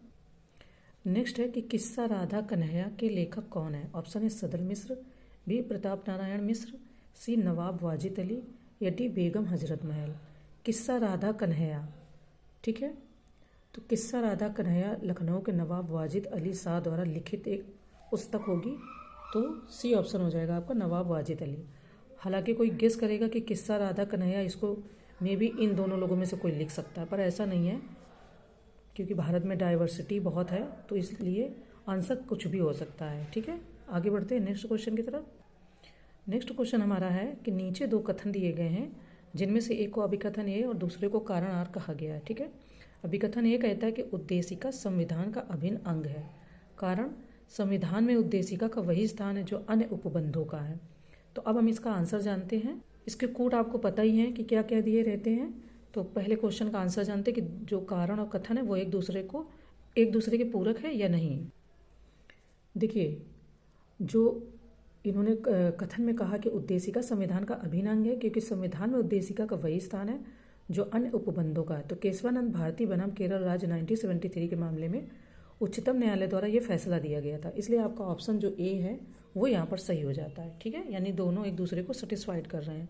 नेक्स्ट क्वेश्चन देखते हैं। नेक्स्ट है कि बंधुआ मजदूर प्रणाली उन्मूलन अधिनियम 1976 को संविधान के किस अनुच्छेद के क्रियान्वयन हेतु पारित किया गया था? ऑप्शन है अनुच्छेद 24, बी अनुच्छेद 41, सी अनुच्छेद 23, या डी अनुच्छेद 48। ठीक है, देखिए, जो आपका बंधुआ मजदूरी प्रणाली उन्मूलन अधिनियम 1976 था ना, तो उसको आपके अनुच्छेद 23 के तहत, अब 23 में क्या है, हम अपने जब मूल अधिकार में पढ़ते हैं फंडामेंटल राइट्स में, तो हम वहाँ पर अनुच्छेद 23 को डील करते हैं। ठीक है, इसमें आपका बलात्श्रम से मतलब उसमें निषेध किया गया है। तो वही यहाँ कह रहे हैं कि अनुच्छेद 23 द्वारा प्रदत्त यह संरक्षण राज्य एवं व्यक्ति दोनों के विरुद्ध प्राप्त है। तो यानी कि आंसर जो यहाँ पर हो जाएगा वो सी हो जाएगा। आपको क्वेश्चन ना समझ में आया तो एक बार मैं फिर से बताऊँ। इन्होंने कहा है क्वेश्चन में कि जो बंधुआ मजदूरी प्रणाली उन्मूलन अधिनियम जो पहले का था ना 1976 का, उसको संविधान के किस अनुच्छेद के क्रियान्वयन हेतु पारित किया गया था? तो 23 के तहत पारित किया गया था। क्यों? क्योंकि बहुत जगह क्या होता है कि 14 साल से 18 साल के बच्चों से काम कराया जाता है, तो उनका ना मानसिक विकास नहीं हो पाता है, वो शिक्षा से वंचित रह जाते हैं। तो आप अगर ऐसे बच्चों से आपने सुना नहीं होगा कि बाल मजदूरी, बंधुआ मजदूरी अगर कोई करवाता है तो फिर उसमें उसको सजा हो सकती है, और वो उसको एक मतलब मूल अधिकार बना दिया गया कि वो बच्चों को प्राप्त है। बच्चे उसके तहत ये चाइल्ड लेबर नहीं करेंगे। ठीक है, आई होप पढ़ोगे तो और समझ में आएगा। मेरे से जितना हो सकता है मैं उस तरीके से बता रही हूँ, पर मेरी अलग भाषा है, किताबी अलग भाषा होती है। ठीक है, इन दोनों में डिफरेंस हो जाता है कई बार।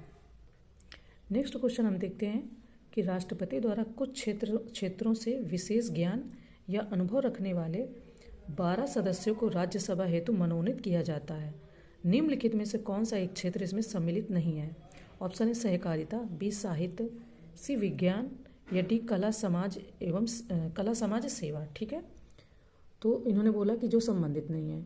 तो देखिए, राष्ट्रपति द्वारा जो किसी विशेष क्षेत्र में ज्ञान या अनुभव रखने वाले 12 सदस्यों को राज्यसभा में जो मनोनीत किया जाता है उसमें सहकारिता क्षेत्र इसमें सम्मिलित नहीं है। ठीक है, अन्य क्षेत्र सम्मिलित हैं। उसमें से साहित्य हो गया, आपका विज्ञान हो गया, कला एवं सेवा समाज हो गया, तो इसमें से किए जाते हैं, मतलब मनोनीत किए जाते हैं। ओके, नेक्स्ट क्वेश्चन देखते हैं। नेक्स्ट हमारा क्वेश्चन कहता है कि निम्नलिखित कथनों पर विचार करें। ऑप्शन ए, राज्यों की राजभाषाओं के संबंध में प्रावधान अनुच्छेद 345 के तहत वर्णित है। सेकंड, राज्यों के लिए राजभाषा का निर्धारण संबंधित राज्य के विधानमंडल द्वारा किया जाता है। तो यहाँ पर पूछ रहे कि सत्य कथन चुने। ठीक है, ऑप्शन ए केवल फर्स्ट, बी केवल सेकंड, सी दोनों फर्स्ट तथा सेकंड, डी ना तो फर्स्ट और ना ही सेकंड। ठीक है, तो जो मतलब आपके कथन दिए गए हैं, प्रथम राजभाषा आयोग वो आपका गठित हुआ था 1955 में, बीजी खेर की अध्यक्षता में हुआ था। तो यहाँ पर कह रहे हैं कि जो दोनों ही फैक्ट दिए गए हैं, यानी कि राज्यों की राजभाषाओं के संबंध में जो प्रावधान अनुच्छेद 345 के तहत वर्णित है, ये सत्य है। सेकंड भी आपका सत्य कि राज्यों के लिए जो राजभाषा का निर्धारण संबंधित राज्य हैं वो विधानमंडल द्वारा किया जाता है। तो सी ऑप्शन यहाँ पर आपका सही हो जाता है। ठीक है, नेक्स्ट क्वेश्चन है कि निम्नलिखित संविधान संशोधनों में से किसमें दल बदल के आधार पर संसद या राज्य विधानमंडल की सदस्यता के अयोग्यता के संबंध में प्रावधान है? ऑप्शन ए 52वां संविधान संशोधन अधिनियम, बी 55वां संविधान संशोधन अधिनियम, सी 61वां संविधान संशोधन अधिनियम, या डी 69 यानी कि 69वां संविधान संशोधन अधिनियम। ठीक है, दल बदल कानून के बारे में बात हो रही है। ओके, तो जो 52वां संविधान संशोधन अधिनियम हुआ था, दल बदल के आधार पर कोई भी व्यक्ति जो वो मेंबर ऑफ पार्लियामेंट है या मेंबर ऑफ लेजिस्लेचर है, संसद या राज्य विधानमंडल की सदस्यता के अयोग्यता के संबंध में प्रावधान है। ठीक है, कई बार ये पूछते किस संशोधन के माध्यम से कानून लाया गया था, और कई बार पूछा जाता है कि ये किस भाग में है। ठीक है, तो दोनों चीज़ों को आपको याद रखना है। देखिए, अब करंट CSAT के क्वेश्चन स्टार्ट हो गए हैं। इसमें से अनुक्रम कह रहे हैं 1, 3, 7 x 31 y में x और y के मान क्रमशः क्या है। इसको आप अपने अकॉर्डिंग सॉल्व कर लेना, नहीं सॉल्व हो तो आप PDF से देख लेना। देखिए, इसमें क्या बताया गया है कि श्रृंखला की जो प्रथम श्रेणी है वो क्रमवार है, जबकि जो दूसरी श्रेणी इन्होंने बोली है वो आपकी हो जाएगी गुणोत्तर क्रम में। ठीक है, तो 1, 3 इस तरीके से। एक मिनट मैं इसको करती हूँ, फिर मैं आपको इसको सॉल्व करके दिखाती हूँ। मैंने इसको अपने अकॉर्डिंग ऐसे किया है कि 1 + 2 किया 3 आया, 3 + 4 किया ये आपका 7 आया, 7 में +8 किया ये आपका 15 आया। ठीक है, फिर मैंने 15 में +16 किया 31 आया, 31 में +32 किया 63 आया। इन्होंने बीच में पूछा है। ठीक है, ये एक संख्या आई, ये एक आई। इन्होंने यहाँ पर डैश करके पूछा x और यहाँ पर y में, तो x और y का अगर मान पूछ रहे हैं तो ये आपका 15 और 63 हो जाएगा। अब हम ऑप्शन देखते हैं कि क्या 15 और 63 का कोई है क्या। 15, हाँ, डी ऑप्शन आपका यहाँ पर सही होगा। बट एक बार आंसर शीट में देख लेते हैं। तो श्रृंखला में क्रमशः 2, 4, 8, 16, 32 जोड़ा गया है, तो इसी तरीके से डी ऑप्शन यहाँ पर ये सही हो जाता है। ठीक है, ये मैं दूसरे की बात कर रही थी। निम्नलिखित युग्म संख्याओं की श्रृंखला में कौन सा एक युग्म गलत है।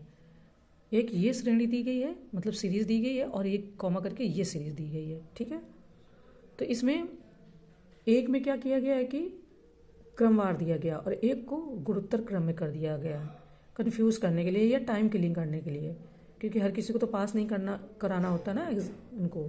तो इस तरीके से जो आपका ऑप्शन आएगा वो सी आएगा। अब आप इसको जब सॉल्व करोगे तो आपका आंसर आ जाएगा। ठीक है, नेक्स्ट क्वेश्चन कह रहा है कि A B से 5 वर्ष छोटा है और B की आयु C की 3 गुनी है। यदि C की आयु 4 वर्ष से पूर्व 10 वर्ष थी तो A की आयु 6 वर्ष बाद कितनी होगी। ठीक है, देखिए मैं इस तरीके से सॉल्व कर रही हूँ, तो मेरा यहाँ पर जो आंसर आ रहा है वो इसका B आ रहा है। ठीक है, अब हम एक बार ज़रा PDF में देख लेते हैं कि जो मैं कर रही हूँ इस तरीके से आंसर B जो आ रहा है वो क्या सही है क्या। तो देखिए एक बार देख लेती हूँ, क्या पता आंसर मिसमैच ना हो रहा हो या मे भी कुछ गलती हो रही हो। इनका भी ऑप्शन जो आ रहा है वो B सही आ रहा है, तो आप जब सॉल्व करोगे तो आपका भी आंसर आ जाएगा। और PDF से भी देख लोगे, अगर कहीं कुछ गलती हो रही तो फिर उससे देख लेना, अदरवाइज़ आप सॉल्व करोगे तो आ ही जाएगा आंसर। ठीक है, नेक्स्ट क्वेश्चन की ओर बढ़ते हैं। ये आपका अल्फ़ाबेट का है, कोडिंग डिकोडिंग है, तो इसको देखते हैं एक बार। देखिए यहाँ पर इन्होंने क्या किया, शब्दों को आगे पीछे किया है। जैसे कोल्ड को इन्होंने DLOC कर दिया। ठीक है, आइस को इन्होंने ECI कर दिया, हॉट को इन्होंने TOH कर दिया। तो जैसे आइस कोल्ड होती है वैसे टी हॉट होती है। अब टी यहाँ पर आपको कहाँ नज़र आ रही है, तो उस तरीके से जब आप थोड़ा सा मतलब शब्दों को मिलाएंगे आंसर हो जाएगा। C ऑप्शन हमारा यहाँ पर निकल आया। आप भी करोगे तो आपका भी निकल आएगा। ठीक है, नेक्स्ट क्वेश्चन देखते हैं। ये जो क्वेश्चन है इसको मैं तो अपने तरीके से निकालती हूँ, आप किस तरीके से निकालते हैं वो आप देखना आपका आंसर क्या आता है। मेरे हिसाब से जब मैंने इसको निकाला है, क्योंकि इन्होंने कहा कि यदि किसी माह की 23 तारीख को रविवार हो तो सप्ताह 4 दिन पहले हो तो 2 सप्ताह 4 दिन पहले कौन सा दिन होगा। ठीक है, तो मैंने उस तरीके से निकाली है कि 23 तारीख रविवार, फिर 2 सप्ताह 4 दिन बराबर। तो इस तरीके से जब मैंने निकाला तो हमारा आंसर जो आ रहा है वो आ रहा है C, यानी कि बुधवार। अब आप इसको निकाल के बताइएगा कि आपका कैसे क्या आ रहा है। ये क्वेश्चन मैंने आपको पहले भी बताया है। हम इनके डिजिट गिन लेते हैं, फिर उसको हम पार्ट्स में डिवाइड कर लेते हैं, फिर इसको हम इससे रख कर देखते हैं कि कौन सा हमारी सीरीज़ बनना है या कौन सा शब्द बनना है। मैं एक बार अपना करके देखती हूँ, आप भी करिएगा। ठीक है, देखिए मैंने इसको सॉल्व किया अपने उसमें फिट करके, इस तरीके से मेरा ऑप्शन C आ रहा है। आप भी इसको करके देखिएगा, आपका भी आ जाएगा आंसर। ठीक है, चलिए ओके। नेक्स्ट क्वेश्चन है कि स्ट्रीट लाइट के सभी पोल सीधी पंक्ति में 50 मीटर के अंतराल पर गाड़े गए हैं। प्रथम तथा नवे पोल के बीच कितनी दूरी होगी? Option A 350 metre, B 400 metre, C 410 metre and D 450 metre. चलिए इसको देख लेते हैं पहले। देखिए सिंपल है, वो कह रहे हैं कि दो पोलों के बीच गाड़े गए अंतराल को बताना है। तो दो पोलों के बीच जो डिफरेंस है वो 50 मीटर का है। अब यहाँ पर कह रहे हैं कि प्रथम तथा नवे पोल के बीच में कितनी दूरी, तो 9 - 1 कर लेंगे इंटू 50 कर लेंगे, क्योंकि 50 मीटर का अंतराल है, तो उस तरीके से 400 मीटर आ जाएगा।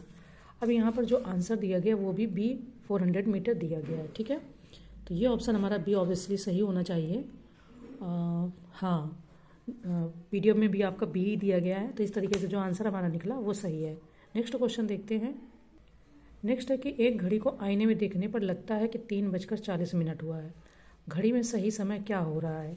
ऑप्शन ए 4:40, बी 8:20, सी 7:40 या डी 8:20, हाँ 40 कुछ नहीं है इसके लिए, मैं अपने तरीके से सॉल्व करती हूँ, आपको जो तरीका आता है उससे आप सॉल्व करोगे। तो आंसर यहाँ पर बी आएगा 8:20। लेकिन अगर आपको वो भी नहीं आ रहा है, मतलब अपने तरीके से नहीं समझ में आ रहा है या कोई मिस्टेक हो रही है, फिर आप पीडीएफ को देखकर कर सकते हो। ठीक है, मैं इसको दूसरे तरीके से करती हूँ, तो उस हिसाब से जिस हिसाब से मैं करती हूँ उस हिसाब से हमारा आंसर बी आ रहा है और हमारा आंसर से मैच भी कर रहा है। नेक्स्ट क्वेश्चन देखते हैं। नेक्स्ट क्वेश्चन है कि एक लड़के की तस्वीर की ओर इंगित करते हुए मधु ने कहा, ठीक है, कि उसकी बहन मेरे पिताजी की इकलौती पुत्री है। बताएं कि मधु के पिताजी से उस लड़के का क्या संबंध है। एक लड़के की तस्वीर की ओर इंगित करते हुए मधु ने कहा, मतलब एक मधु ने बोला। तो चलिए हम इसको और निकालते हैं। पहले देखिए, मैं ब्लड रिलेशन के जितने भी क्वेश्चन होते हैं तो मैं उनको इस तरीके से अपने फैमिली मेम्बर के हिसाब से रख के देख लेती हूँ। तो जब इन्होंने इसकी ओर इशारा करते हुए कहा कि इसकी जो बहन है ना, ऐसा ही तो कुछ कहा कि उसकी बहन, हाँ इसकी बहन मेरे पिताजी की इकलौती पुत्री है, तो ये इसका पुत्र हो गया ना और इसका भाई हो गया। तो यहाँ पर पुत्र दिया है आंसर, क्योंकि इन्होंने पिता और पुत्र के रिश्ते के बारे में पूछा है, तो वो संबंध जो हो जाएगा वो पुत्र का हो जाएगा। और आप जब पीडीएफ चेक करोगे तो यहाँ पर आंसर भी सी ही, उनका भी पीडीएफ में भी सी निकल के आया है। ठीक है, नेक्स्ट क्वेश्चन देखते हैं। शब्दकोश में कौन सा शब्द चौथे स्थान पर आएगा? Option A carpet, B card, C carry and D carpus. तो देख लेते हैं एक बार। देखिए, शब्दकोश के हिसाब से पहले आएगा कारपेट, फिर आएगा कार्प्स, फिर आएगा सी आपका कैरी, फिर आएगा कार्ड। तो इस तरीके से इन्होंने बोला कि कौन सा चौथे स्थान पर आएगा, तो चौथे स्थान पर आपका बी ऑप्शन आएगा। ठीक है, नेक्स्ट क्वेश्चन देखते हैं।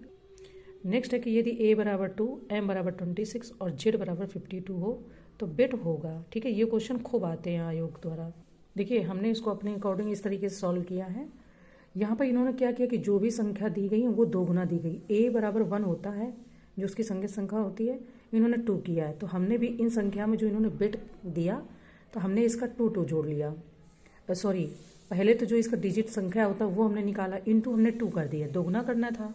तो देखिए 2 का दोगुना 4, 5 का 10 और 20 का 40, तो 54 आंसर आएगा। तो इन्होंने पूछा है यहाँ पर कि तो बिट होगा, तो बिट आपका 54 होगा। जैसे सिंपल तरीके से समझिए कि a = 1, b = 2, c = 3, जो हम लोग डिजिट नंबर याद रखते हैं, इन्होंने उसका दोगुना किया है। तो अब जब क्वेश्चन में दोगुना है तो हमने भी बिट में दोगुना कर दिया। या तो पहले आप b को 4 अज्यूम कर लीजिए, मतलब दोगुना कर लीजिए, या बाद में 2 से इंटू कर दीजिए। उस तरीके से निकाला, सिंपल तरीका है। तो 54 आ गया। ठीक है, आई होप की चीज़ें समझ में आई होंगी। देखिए, जैसे हमको बिट लिखना था, ठीक है, बिट, हमने यहाँ पर इसका सिंपल डिजिट संख्या ले लिया जो होता है। अगर वो नहीं लेना तो हम यहाँ पर भी दोगुना करके ले सकते हैं। जैसे b = 2 होता है तो हमने इसको 4 ले लिया, है ना। और आपका जो e = 5 होता है तो हमने यहीं पर इसको 10 ले लिया, प्लस करके 10। t का 20 होता है तो 20 को हमने दोगुना करके 40 ले लिया, तब भी हमारा 54 आएगा। और अगर हम इसकी सिंपल डिजिट संख्या जो थी वो लेंगे और इंटू कर देंगे तो भी हमारा 54 आ जाएगा। आई होप कि क्वेश्चन बहुत अच्छे से समझ में आया होगा। समझाते तो बहुत हैं, कोशिश तो मेरी बहुत अच्छी रहती है, पर लोगों को आजकल ना डिजिटल का ज़माना है तो बहुत सारी चीज़ें जो बहुत देखने में अट्रैक्टिव होती हैं, वीडियो बहुत अट्रैक्टिव बनाया जाता है अपनी तरफ आकर्षित करने के लिए, वही वीडियो लोगों को पसंद आता है। बट कोई नहीं, ये अपनी अपनी मतलब पसंद है। मेरी कोशिश रहती है कि जो चीज़ मैं बहुत अच्छे समझा सकती हूँ मैं समझाऊँ, पर हर सब्जेक्ट तो आप बहुत अच्छे से नहीं समझा सकते, खुद भी बहुत अच्छे से नहीं आता है, तो हम सबको सारे सब्जेक्ट तो नहीं समझा सकते, बट जो समझा सकते हैं उसमें हम कोशिश करते हैं। ठीक है, नेक्स्ट क्वेश्चन देख लेते हैं। देखिए नेक्स्ट क्वेश्चन कह रहा है कि अंग्रेजी वर्णमाला में आपके दाईं ओर से 11वें अक्षर के दाईं ओर 5वां अक्षर कौन सा होगा। बहुत सिंपल है, ऐसे आप जब इसको लिखते हैं तो दायां बायां जोड़ लें, अपने चेहरे की तरफ जो फेस है उसकी तरफ डिजिट को रखें, लेफ्ट और राइट आप डिसाइड कर लें कि राइट कौन सा होगा, लेफ्ट कौन सा होगा।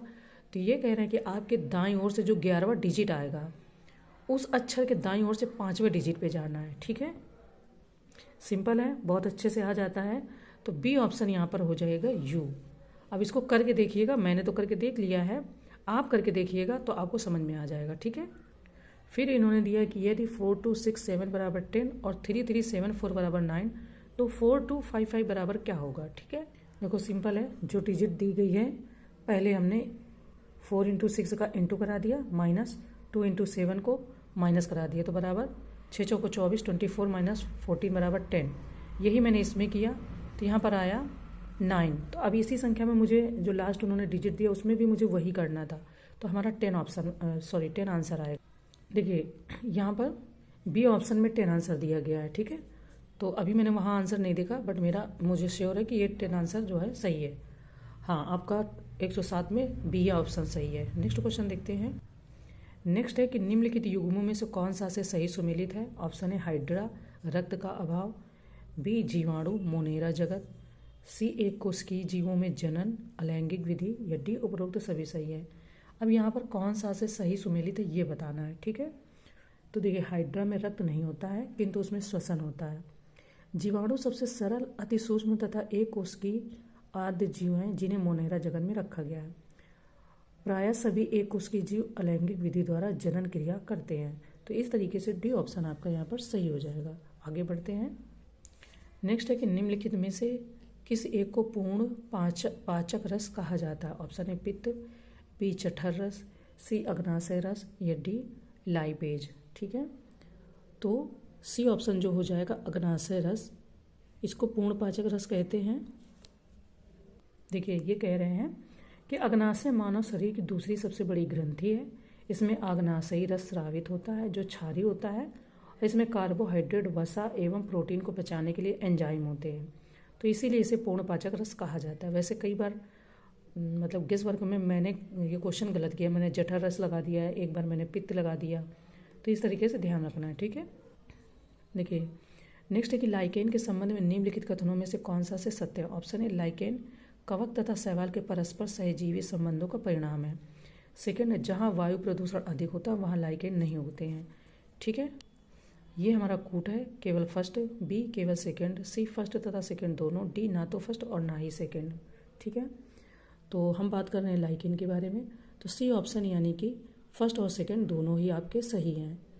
लाइकेन जैसा कि जानते हैं थैलाफाइटा प्रकार की वनस्पति है जो कवक तथा शैवालों दोनों से मिलकर बनती है। इसमें कवक तथा शैवाल में परस्पर सहजीवी संबंध होता है। तो और ये तो आप मतलब गांठ बांध लो, ये क्वेश्चन तो ये जो फैक्ट है ये बहुत ही इंपॉर्टेंट है। जहाँ वायु प्रदूषण अधिक होता है वहाँ लाइकेन नहीं होते हैं। ठीक, नेक्स्ट है निम्नलिखित युग्मों में से कौन सा एक सही सुमेलित नहीं है। ऑप्शन है भाप अंगार गैस CO+H2, बी वायु अंगार गैस CO+N2, सी प्राकृतिक गैस CH4+ ईथेन, डी सार्वत्रिक विलायक HCl। ये आपका जो डी ऑप्शन है सार्वत्रिक विलायक, ये आपका गलत है, ये यहाँ पर नहीं होगा, ये हो जाएगा जल यानी कि वाटर। ठीक है, तो डी ऑप्शन आपका यहाँ पर गलत सुमेलित था। आगे बढ़ते हैं। नेक्स्ट क्वेश्चन हमारा कह रहा है कि निम्नलिखित में से कौन सी धातु मुक्त अवस्था में पाई जाती है। ऑप्शन है तांबा, बी जस्ता, सी लोहा, या डी सीसा। लोहा यानी कि आयरन तो मुक्त अवस्था में नहीं पाया जाता, सीसा भी आपका मुक्त अवस्था में नहीं पाया जाता है। प्रकृति में तांबा मुक्त एवं संयुक्त अवस्था दोनों में पाया जाता है। इसे उत्कृष्ट धातु कहा जाता है, यह संक्रमण तत्व है। ठीक है, तो 112 का ऑप्शन ए आपका हो जाएगा तांबा। ठीक है, नेक्स्ट क्वेश्चन देखते हैं। नेक्स्ट क्वेश्चन हमारा कह रहा है कि निम्नलिखित में से कौन एक मिश्रण नहीं है। ऑप्शन है LPG, बी गैसोलीन, सी वायु, डी आसुत जल। तो कौन एक मिश्रण नहीं है ये हमें बताना है। देखिए आसुत जल है, जल का सबसे शुद्ध रूप है, यह मिश्रण नहीं है, जबकि वायु LPG व गैसोलीन मिश्रण है। तो डी ऑप्शन हो जाएगा आपका आसुत जल। अगर सबसे शुद्ध कुछ पूछा जाता है तो वो है आपका आसुत जल। ठीक है। नेक्स्ट है कि महिलाओं में गर्भावस्था बनाए रखने के लिए आवश्यक है। ऑप्शन है अवतु ग्रंथि, बी अधिवृक्क, सी कार्पस ल्यूटियम या डी पीयूष ग्रंथि। ठीक है। देखिए जो कार्पस ल्यूटियम होता है वो महिलाओं में गर्भावस्था को बनाए रखने के लिए आवश्यक होता है। यह प्रोजेस्टेरोन नामक हार्मोन को स्रावित करता है, यानी कि रिलीज करता है। ठीक है। तो हाँ रिलीज करता है, क्या होगा, सेक्रेट्स आ हार्मोन कॉल्ड प्रोजेस्टेरोन। ठीक है। तो स्रावित करता है, ये इसमें है। तो ऑप्शन सी आपका हो जाएगा कार्पस ल्यूटियम। नेक्स्ट क्वेश्चन देखते हैं। नेक्स्ट है कि हेन एंड चिकन रोग निम्नलिखित में से किस एक फल में होता है। ऑप्शन है आम, बी केला, सी अमरूद या डी अंगूर। हेन एंड चिकन रोग के बारे में बात हो रही है, तो ये आपका हो जाएगा अंगूर में। ठीक है। अंगूर में ये रोग होता है, ये बोरान तत्व की कमी से होता है। नेक्स्ट क्वेश्चन देखते हैं। नेक्स्ट है कि सूची फर्स्ट को सूची सेकंड से सुमेलित करें तथा नीचे दिए गए कोड की सहायता से सही उत्तर का चयन करें। ये सूची फर्स्ट है फल या सब्जी है, सूची सेकंड है आपका प्रजाति है। देखिए ऑप्शन है धान सम्राट, बी चना जया, सी आम सिंधु, डी पपीता पूसा। ठीक है। तो इनको सही सुमेलित अगर करते हैं तो धान जो होता है वो आपका जया भारत में कृषि निदेशालय द्वारा विकसित धान की प्रथम बौनी प्रजाति, इसलिए नहीं, जो धान है वो आपका जया हो जाएगा, यानी कि A2। इसके बाद में बात करते हैं चना आपका सम्राट हो गया। इसके बाद में हम बात कर लेते हैं आम आपका सिंधु, यानी कि गुठली नहीं पाई जाती है इसमें, और पपीता आपका हो गया पूसा। ठीक है। तो पूसा जायंट। तो इस तरीके से जो यहाँ पर कूट हो जाएगा वो आपका इस तरीके से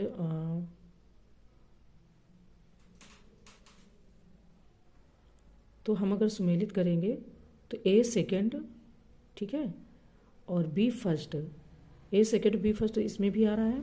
आम आपका हो गया सिंधु, यानी कि C3। तो सी ऑप्शन हमारा यहाँ पर सही हो जाता है। आगे बढ़ते हैं। देखिए नेक्स्ट क्वेश्चन है कि मूली में तीखापन किसके कारण पाया जाता है। ऑप्शन है कैल्शियम ऑक्सलेट, बी आइसोसाइनेट, सी सोलेनिन या डी कैप्सेसिन। तो यहाँ पर जो ऑप्शन हो जाएगा वो हो जाएगा आइसोसाइनेट के कारण मूली में जो तीखापन होता है तो वो पाया जाता है। कुछ लोग उसको कुछ अलग नाम से बताते हैं, अभी मुझे याद नहीं आ रहा। चलिए नेक्स्ट क्वेश्चन देखते हैं। नेक्स्ट है कि निम्नलिखित में से कौन सा एक दलहनी फसलों का जैव उर्वरक है। ऑप्शन है एजेटोबैक्टर, बी अजोला, सी नील हरित शैवाल या डी राइजोबियम। अब यहाँ पर दोनों में कन्फ्यूजन होगा, ठीक है, बट देखिए राइजोबियम दलहनी फसलों का जैव उर्वरक है। ये दलहनी फसलों के जड़ ग्रंथियों में पाया जाता है, ठीक है, तो इसलिए ये बहुत ही इंपॉर्टेंट है राइजोबियम। आगे बढ़ते हैं, नेक्स्ट क्वेश्चन देखते हैं।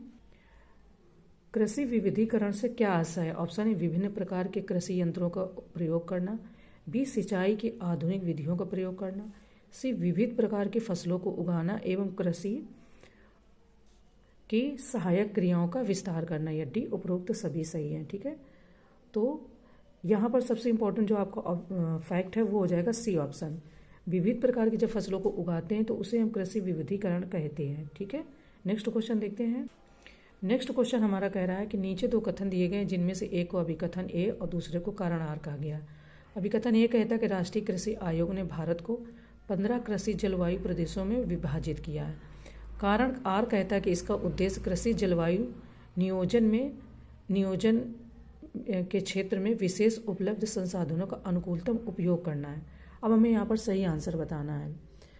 तो ये सही है कि राष्ट्रीय कृषि आयोग ने भारत को 15 कृषि जलवायु प्रदेशों में विभाजित किया है, क्योंकि इसका उद्देश्य कृषि जलवायु नियोजन में क्षेत्र विशेष में उपलब्ध संसाधनों का अनुकूलतम उपयोग करना था, ठीक है। ऑप्शन ए यहाँ पर सही हो जाएगा, यानी कथन और कारण दोनों ही सही हैं। आगे बढ़ते हैं। नेक्स्ट कि जुलाई 2023 में देश भर में पशु चिकित्सा उत्पादों के वैश्विक विनिर्माण केंद्र विकसित करने हेतु किस पोर्टल का शुभारंभ केंद्रीय मत्स्य पालन, पशुपालन और डेयरी मंत्रालय द्वारा किया गया। ऑप्शन है महिषी, बी नंदी, सी कामधेनु या डी नंदिनी। अब इन तीनों में से बहुत कन्फ्यूजन हो रही होगी, क्योंकि ये तीनों ही उसी से रिलेटेड लग रहे हैं ना। तो जुलाई 2023 में जो देश भर में पशु चिकित्सा उत्पादों का के वैश्विक निर्माण केंद्र विकसित किए गए वो आपके नंदी पोर्टल द्वारा किए गए हैं, ठीक है। तो बी ऑप्शन हो जाएगा नंदी पोर्टल। आगे बढ़ते हैं। नेक्स्ट है कि जुलाई 2023 में जेम्स फर्ग्यूसन जिम स्केया को inter governmental panel on climate change IPCC का नया अध्यक्ष नियुक्त किया गया। वह किस देश के निवासी हैं? ऑप्शन है USA के, बी फ्रांस के, सी यूनाइटेड किंगडम के या डी जर्मनी के, ठीक है। ये जुलाई 2023 में इनकी नियुक्ति की गई है। तो जुलाई 2023 में प्रधानमंत्री गलत हो गया, कहाँ पढ़ दिया, हाँ, जुलाई 2023 में जेम्स फर्ग्यूसन जिम स्केया को inter governmental panel on climate change यानी कि IPCC का जो नया अध्यक्ष नियुक्त किया गया वह यूनाइटेड किंगडम के निवासी है, यानी कि सी ऑप्शन जो हो जाएगा वो आपका आंसर सही हो जाएगा। आगे बढ़ते हैं।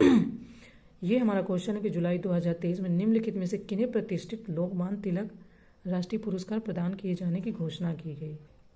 तो जुलाई 2023 में जो आपका ये प्रतिष्ठित पुरस्कार है वो प्रधानमंत्री नरेंद्र मोदी जी को प्रदान किए जाने की घोषणा की गई। उन्हें यह पुरस्कार 1 अगस्त 2023 को लोकमान्य जयंती पर दिया गया, ठीक है। बी ऑप्शन हो जाएगा नरेंद्र मोदी जी। आगे बढ़ते हैं। जुलाई 2023 में स्टार्टअप 20 शिखर सम्मेलन 2023 का आयोजन कहाँ संपन्न हुआ? ऑप्शन है गुरुग्राम हरियाणा में, बी जोधपुर राजस्थान में, सी बंगलुरु कर्नाटक में, डी कोलकाता पश्चिम बंगाल में, ठीक है। तो जुलाई 2023 में जो स्टार्टअप 20 शिखर सम्मेलन 2023 का आयोजन वो आपका गुरुग्राम हरियाणा में किया गया, ठीक है। नेक्स्ट है कि जुलाई 2023 में प्रधानमंत्री नरेंद्र मोदी द्वारा विश्व का सबसे बड़ा संग्रहालय कहाँ बनाए जाने की घोषणा की गई है? ऑप्शन है देहरादून उत्तराखंड में, बी भोपाल मध्य प्रदेश में, सी नई दिल्ली दिल्ली में, डी पुणे महाराष्ट्र में, ठीक है। तो विश्व के बारे में बात हो रही, इंपॉर्टेंट है। तो ये आपकी जो बात की गई है वो आपकी नई दिल्ली यानी कि दिल्ली में बनाए जाने की घोषणा की गई है। नेक्स्ट क्वेश्चन हमारा है कि जुलाई 2023 में निम्नलिखित देशों में से कौन सा एक ट्रांस पैसिफिक पार्टनरशिप के लिए व्यापक और प्रगतिशील समझौता यानी कि CPTPP में शामिल होने वाला पहला यूरोपीय देश बना? United Kingdom, B France, C Germany या डी स्वीडन, ठीक है। तो जुलाई 2023 में United Kingdom Trans Pacific Partnership के लिए व्यापक और प्रगतिशील समझौता में शामिल होने वाला पहला यूरोपीय देश बना, ठीक है। यानी कि इसके पहले कोई भी यूरोपीय देश शामिल नहीं हुए। ऑप्शन ए हो जाएगा यूनाइटेड किंगडम। आगे बढ़ते हैं। नेक्स्ट क्वेश्चन है कि केंद्र सरकार द्वारा जुलाई 2023 में निम्नलिखित में से किसे अंतर्राष्ट्रीय वित्तीय सेवा केंद्रीय प्राधिकरण यानी कि IFSCA का नया अध्यक्ष नियुक्त किया गया? ऑप्शन है के श्रीनिवास को, बी हर्ष मेहता को, सी के राजा रामन को या डी सौर्य महर्षि को, ठीक है। तो केंद्र सरकार द्वारा जुलाई 2023 में के राजा रामन को अंतर्राष्ट्रीय वित्तीय सेवा केंद्रीय प्राधिकरण का नया अध्यक्ष नियुक्त किया गया। सी ऑप्शन आपका हो जाएगा। नेक्स्ट क्वेश्चन हम देखते हैं कि जुलाई 2023 में निम्नलिखित में से किस तिथि को अंतर्राष्ट्रीय बाघ दिवस मनाया गया? ऑप्शन है 25 जुलाई, बी 22 जुलाई, सी 29 जुलाई या डी 30 जुलाई, ठीक है। तो बाघ दिवस तो हर साल मनाया जाता है। ये अंतर्राष्ट्रीय बाघ दिवस आपका 29 जुलाई 2023 को मनाया जाता है और इस दिवस का मुख्य उद्देश्य विश्व भर में बाघों के निवास स्थान को संरक्षण व विस्तार देना होता है, ठीक है। तो 29 जुलाई यानी कि 29 जुलाई को मनाया जाता है। नेक्स्ट क्वेश्चन हमारा है कि जुलाई 2023 में निम्नलिखित अरब देशों में से कौन मनी लॉन्ड्रिंग पर एशिया प्रशांत समूह पर्यवेक्षक का दर्जा प्राप्त करने वाला प्रथम अरब देश बना? ऑप्शन है यमन, बी सऊदी अरब, सी UAE या डी बहरीन, ठीक है। तो जो 2023 जुलाई 2023 में UAE मनी लॉन्ड्रिंग पर एशिया प्रशांत समूह में पर्यवेक्षक का दर्जा प्राप्त करने वाला प्रथम अरब देश बना, ठीक है। तो सी ऑप्शन हो जाएगा आपका UAE। नेक्स्ट क्वेश्चन देखते हैं। नेक्स्ट है जुलाई 2023 में निम्नलिखित में से कौन सा देश संघाई सहयोग संगठन SCO का स्थायी सदस्य बना? ऑप्शन है इराक, बी मिस्र, सी तुर्कमेनिस्तान या डी ईरान। अब यहाँ पर इराक और ईरान में बहुत कन्फ्यूज़न करते हैं। तो 4 जुलाई 2023 को ईरान संघाई सहयोग संगठन यानी कि SCO का स्थायी सदस्य बन गया है, ठीक है। और यह संघाई सहयोग संगठन का नवा सदस्य देश भी बन गया। तो ईरान आपका हो जाएगा, ना कि इराक। आगे बढ़ते हैं। नेक्स्ट है कि जुलाई 2023 में किस राज्य में मानव हाथी संघर्ष की समस्या के समाधान हेतु गजय कोथा अभियान शुरू किया गया? Option A Assam, B Kerala, C Karnataka, D Arunachal Pradesh. तो जुलाई 2023 में असम राज्य में मानव हाथी संघर्ष की समस्या के समाधान हेतु गजय कोथा नाम का अभियान शुरू किया गया है। ठीक है, तो आपका क्या हो जाएगा? असम हो जाएगा राज्य। आगे बढ़ते हैं। जुलाई 2023 में इंडिया पोस्ट एवं किस देश के पोस्ट के मध्य अंतर्राष्ट्रीय ट्रैक्ड पैकेट सेवा ITPS प्रारंभ की गई? ऑप्शन ए फ्रांस, बी दक्षिण अफ्रीका, सी कनाडा, डी रूस। तो ये जो सेवा मतलब शुरू की गई, ये इंडिया पोस्ट एवं कनाडा के पोस्ट के मध्य अंतर्राष्ट्रीय ट्रैक पैकेट सेवा शुरू की गई। तो ये हो जाएगा आपका ऑप्शन सी आंसर, कनाडा। आगे बढ़ते हैं। नेक्स्ट है कि निम्नलिखित में से किस तिथि को विश्व युवा कौशल दिवस मनाया गया? ऑप्शन है 10 जुलाई, बी 12 जुलाई, सी 15 जुलाई या डी 20 जुलाई। विश्व युवा कौशल दिवस की बात हो रही है। तो विश्व युवा कौशल दिवस 15 जुलाई 2023 को मनाया गया। ठीक है, और दिसंबर 2014 में संयुक्त राष्ट्र महासभा द्वारा यह दिवस मनाने की घोषणा की गई थी। ओके, नेक्स्ट है कि जुलाई 2023 में किस देश की संसद द्वारा सर्वोच्च न्यायालय की न्यायिक समीक्षा पर अंकुश हेतु एक विधेयक पारित किया गया? Option A America, B Israel, C UK, D France. तो जुलाई 2023 में इजराइल की संसद द्वारा सर्वोच्च न्यायालय की न्यायिक समीक्षा पर अंकुश लगाने हेतु एक विधेयक पारित किया गया, यानी कि इजराइल। ठीक है, आगे बढ़ते हैं। नेक्स्ट क्वेश्चन हमारा कह रहा है कि जुलाई 2023 में साल्वेक्स 2023 नौसेना अभ्यास का आयोजन भारत एवं किस देश की नौसेना के मध्य किया गया? ऑप्शन ए ऑस्ट्रेलिया, बी चीन, सी नामीबिया या डी सिंगापुर। तो जुलाई 2023 में साल्वेक्स 2023 नौसेना अभ्यास का आयोजन भारत एवं ऑस्ट्रेलिया के बीच किया गया। ठीक है, ऑप्शन ए यहाँ पर आंसर हो जाएगा। नेक्स्ट है कि जुलाई 2023 में भारतीय आम महोत्सव आमरस का आयोजन किस देश में हुआ? ऑप्शन ए रूस, बी USA, सी मलेशिया, डी जापान। तो जुलाई 2023 में भारतीय आम महोत्सव आमरस का आयोजन रूस में हुआ और इसका आयोजन उत्तर प्रदेश सरकार कृषि एवं प्रसंस्कृत खाद्य उत्पाद निर्यात प्राधिकरण द्वारा किया गया। तो आपका ऑप्शन ए हो जाएगा रूस देश, रूस कंट्री में किया गया। ठीक है, बहुत बड़ी बात है उत्तर प्रदेश के लिए कि उत्तर प्रदेश वहाँ पर जाकर महोत्सव को ऑर्गेनाइज करवा रहा है ना। नेक्स्ट है कि जुलाई 2023 में निम्नलिखित में से किन्हें देश का नया राष्ट्रीय साइबर सुरक्षा समन्वयक NCSC नियुक्त किया गया? Option A lieutenant general MU Nair, B lieutenant general VK Sinha, C lieutenant general RB Mukherjee या D lieutenant general PC Ganguly. तो आपके जो लेफ्टिनेंट जनरल MU नायर है ना, इन्हें राष्ट्रीय साइबर सुरक्षा समन्वयक नियुक्त किया गया। आगे बढ़ते हैं। नेक्स्ट है क्वेश्चन कि निम्नलिखित कथनों पर विचार करें। ऑप्शन है जुलाई 2023 में क्यों डोंग्यू संयुक्त राष्ट्र खाद्य एवं कृषि संगठन UNFO के महानिदेशक चुने गए? ऑप्शन सेकेंड, क्यों डोंग्यू दक्षिण कोरिया के कृषि एवं ग्रामीण मामलों के मंत्री रह चुके हैं? ठीक है, तो यहाँ पर जो सत्य कथन है वो चुनना है। ऑप्शन ए केवल फर्स्ट, बी केवल सेकेंड, सी फर्स्ट तथा सेकेंड दोनों, डी ना तो फर्स्ट और ना ही सेकेंड। तो हम बात कर लेते हैं कि केवल कथन एक सत्य है। क्यों सत्य है? क्योंकि जुलाई 2023 में क्यू डोंग्यू संयुक्त राष्ट्र खाद्य एवं कृषि संगठन UNFO के महानिदेशक तो चुने गए। क्यों डोंग्यू चीन के कृषि एवं ग्रामीण मामलों के मंत्री रह चुके। इन्होंने कहा है दक्षिण कोरिया, इसलिए सेकंड ऑप्शन आपका यहाँ पर गलत हो जाता है। ठीक है, नेक्स्ट देखते हैं क्वेश्चन। नेक्स्ट हमारा क्वेश्चन कह रहा है कि जुलाई 2023 में G20 श्रम एवं रोजगार मंत्रियों की बैठक का आयोजन कहाँ पर संपन्न होगा? ऑप्शन ए है इंदौर में, बी जयपुर में, सी जोधपुर में या डी अहमदाबाद में। G20 के बहुत सारी बैठकें हुई हैं, तो आपको ध्यान रखना है वहाँ पर। ऑप्शन ए हो जाएगा आपका फिलहाल इंदौर में। ठीक है, नेक्स्ट क्वेश्चन कह रहे हैं कि जुलाई 2023 में नाटो शिखर सम्मेलन का आयोजन कहाँ किया गया? Option A Vilnius Lithuania, B Sofia Bulgaria, C Riga Latvia या डी ब्रुसेल्स बेल्जियम। तो नाटो शिखर सम्मेलन के बारे में बात हो रही है। देखिए, जुलाई 2023 में जो नाटो शिखर सम्मेलन का आयोजन हुआ है वो आपका विल्नियस लिथुआनिया में हुआ है। ठीक है, तो ऑप्शन ए आपका हो जाएगा यहाँ पर। और यहाँ से हमारे सारे क्वेश्चन खत्म होते हैं जितने भी बचे थे। तो आई होप टेस्ट सीरीज आपको बहुत इंपॉर्टेंट है, क्योंकि इसमें करंट हर मंथ का इंक्लूड है। पूरे GS के क्वेश्चन दिए गए, जैसे आपका एग्ज़ाम आएगा RO का फुल टेस्ट है, तो आप बहुत अच्छे से इसको ट्राई मतलब प्रैक्टिस करें और अपनी तैयारी को और आगे करें। ठीक है, चलिए फिर मिलते हैं नेक्स्ट टेस्ट सीरीज़ के साथ। तब के लिए थैंक यू।